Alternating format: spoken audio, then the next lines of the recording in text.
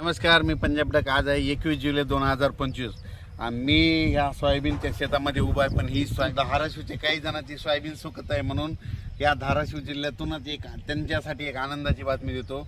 आज 21 तारखेला म्हणजे संध्याकाळी रात्रीच्याला विजेच्या कडकडाटासह ठिकठिकाणी तुमच्या धाराशिव जिल्ह्यामध्ये पाऊस येणार आहे, म्हणून ही धाराशिव जिल्ह्यासाठी आनंदाची बातमी। लातूर जिल्ह्यात देखील पाऊस येणार आहे, नांदेड जिल्ह्यात देखील येणार आहे, त्याच्यानंतर सोलापूर जिल्ह्यात येणार आहे, अहिल्यानगर येणार आहे, इकडं सांगलीकडे येणार आहे, साताऱ्याकडे संभाजीनगर आहे, जालना जिल्ह्याकडे आज येणार आहे, परभणी जिल्ह्याकडे, बीड जिल्ह्याकडे, त्याच्यानंतर हिंगोली, त्याच्यानंतर बुलढाणा जिल्ह्यात देखील आहे, त्याच्यानंतर जालना, संभाजीनगर, जळगाव जिल्ह्यामध्ये, नाशिक जिल्ह्यामध्ये कोकणात जोरदारच पडणार आहे, म्हणून हे लक्षात येतं। म्हणजे सांगायचं झालं तर 21, 22, 23च्या दरम्यान आता हे जे जिल्हे सांगितले त्या जिल्ह्यात चांगला पाऊस पडणार आहे।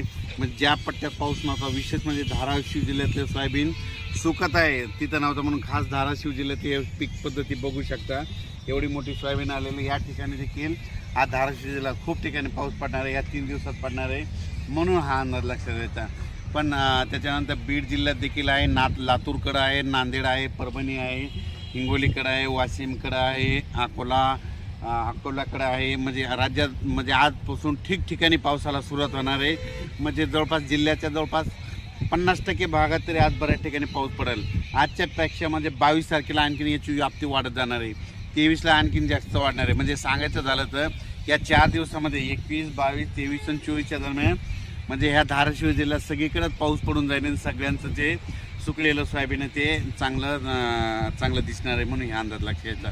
पण राज्यामध्ये आता 21 पासून ते 28 जुलैपर्यंत 8 दिवस दररोज वेगवेगळ्या भागात पाऊस पडणार आहे आणि संपूर्ण जिल्ह्यात सगळीकडे पडून जाणार आहे 8 दिवसात, म्हणून हे अंदाज लक्षात यायचा। एकदा सगळीकडे पडणार नाही, आज काही ठिकाणी पडून, उद्याच्याला काही ठिकाणी पडून, परवाच्याला काही ठिकाणी पडून पाऊस येणार आहे, म्हणून हे अंदाज लक्षात घ्यायचा। अचानक वातावरणात बदल झाला तर लगेच एक मेसेज दिला जाईल। धन्यवाद।